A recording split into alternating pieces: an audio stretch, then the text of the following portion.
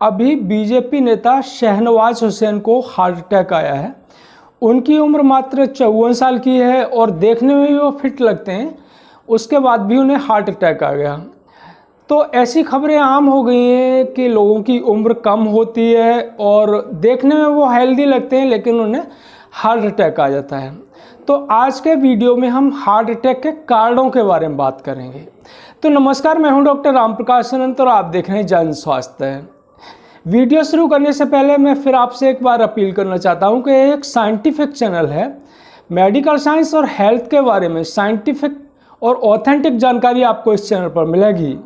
तो चैनल आपने सब्सक्राइब नहीं किया हो तो कर लें और साथ ही बेल आइकन दबा दें ताकि नई वीडियो की नोटिफिकेशन आपको मिल जाए। वीडियो अच्छा लगे तो उसे लाइक करें और शेयर कर ज़्यादा से ज़्यादा लोगों तक पहुँचाएँ। तो हार्ट अटैक जो हार्ट की नली होती हैं जिन्हें कोरोनरी आर्टरी कहते हैं, तो कोरोनरी आर्टरी में ब्लॉकेज के कारण आता है। ये ब्लॉकेज कोलेस्ट्रॉल प्लग के बन जाने के कारण होते हैं और ये ब्लॉकेज धीरे धीरे बढ़ते रहते हैं और आखिर में आके 100% ब्लॉकेज हो जाता है तो हार्ट अटैक आ जाता है। यानी कि वो नली कोरोनरी आर्टरी है, जिस हिस्से को ब्लड सप्लाई कर रही होती है वहाँ तक ब्लड की सप्लाई नहीं पहुँच पाती। तो जो हार्ट की वॉल है, जो हृदय की दीवार है, वो डेड हो जाती है और उसके बाद उसकी जो पंपिंग कैपेसिटी है वो कम हो जाती है। तो हार्ट की जो कोरोनरी आर्टरी है उनमें ब्लॉकेज क्यों होती है, क्यों कोलेस्ट्रॉल प्लग बनता है, उसके बहुत सारे कारण हैं। मैं आपको 7 ऐसे कारण बताऊंगा जो प्रमुख हैं जिनकी वजह से कोलेस्ट्रॉल प्लग बनने के चांस रहते हैं। तो ब्लॉकेज का पहला जो रिस्क फैक्टर है वो फैमिली हिस्ट्री है। अगर किसी की फैमिली हिस्ट्री पॉजिटिव है, यानी पेरेंट्स या ग्रैंड पेरेंट्स को हार्ट अटैक आया है या हृदय संबंधी बीमारियां रही हैं, तो ऐसे व्यक्ति में हार्ट अटैक आने के ज़्यादा चांस होते हैं। एक बीमारी होती है हाइपर कोलेस्ट्रीमिया। तो इसमें एक जीनेटिक डिफेक्ट होता है जिसकी वजह से कोलेस्ट्रॉल का लेवल है शरीर में वो बढ़ा हुआ रहता है। तो ऐसे लोगों में भी हार्ट अटैक आने के चांस होते हैं। तो इसमें कोलेस्ट्रॉल को कम करने की दवा चलती हैं और उसको नियंत्रित रखा जा सकता है। अगर वो नियंत्रित नहीं रहता है तो फिर हार्ट अटैक आने के चांस होते हैं। तो जिन लोगों को हृदय संबंधी बीमारियां होती हैं उनके लिए भी हाई रिस्क होता है हार्ट अटैक आने का। हृदय संबंधी बीमारियों में जो हाइपरटेंशन, जो हाई ब्लड प्रेशर की बीमारी है, वो हार्ट अटैक के लिए एक बड़ा रिस्क फैक्टर है। जिन लोगों को डायबिटीज़ होती है उन्हें भी हार्ट अटैक आने के ज़्यादा चांस होते हैं। ओबेसिटी यानी मोटापा भी हार्ट अटैक के लिए एक बड़ा रिस्क फैक्टर है। मोटापे में शरीर के अंदर कोलेस्ट्रॉल की मात्रा ज़्यादा होती है और जिसके कारण कोलेस्ट्रॉल प्लग बनने के चांस ज़्यादा होते हैं आर्टरीज के अंदर। स्मोकिंग एक बड़ा रिस्क फैक्टर है। स्मोकिंग जो कोरोनरी आर्टरी है उनको स्टिफ करता है और इसकी वजह से कोलेस्ट्रॉल प्लग बनने के चांस ज़्यादा रहते हैं। तो जो लोग बहुत ज़्यादा स्मोकिंग करते हैं उनमें जल्दी हार्ट अटैक आने के चांस होते हैं। सेडेंटरी लाइफ स्टाइल है वो भी हार्ट अटैक के लिए एक रिस्क फैक्टर है।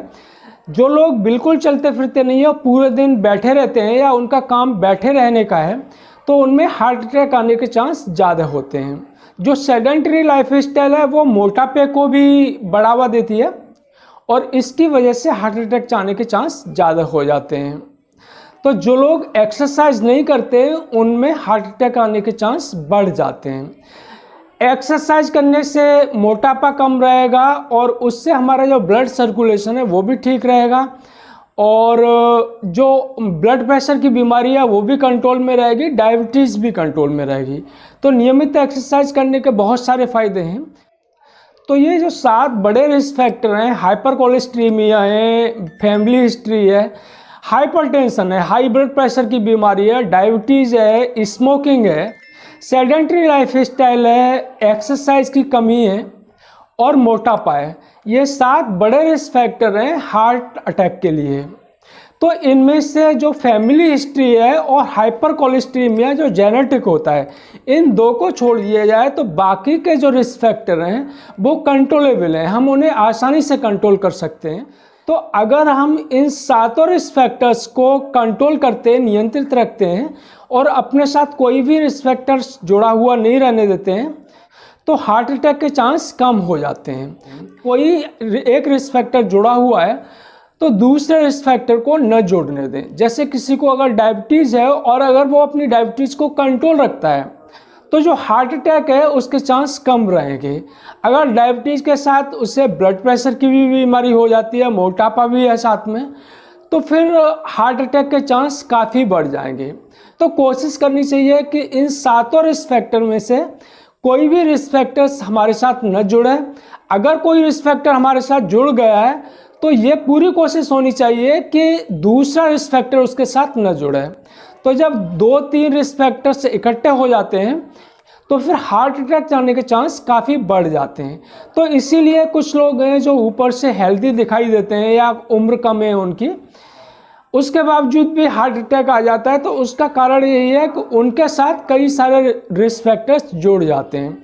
तो हमें कोशिश करनी चाहिए कि जो रिस्क फैक्टर हैं उन्हें कम से कम रखें। कोशिश करें कि कोई भी रिस्क फैक्टर न जुड़े। अगर कोई रिस्क फैक्टर जुड़ जाता है तो कोशिश करें कि दूसरे रिस्क फैक्टर उसके साथ न जुड़ें। तो अगर हम ऐसा करेंगे तो निश्चित ही जो हार्ट अटैक है उससे बच सकेंगे। वीडियो पसंद आया हो तो उसे लाइक करें और शेयर कर ज़्यादा से ज़्यादा लोगों तक पहुंचाएं। धन्यवाद।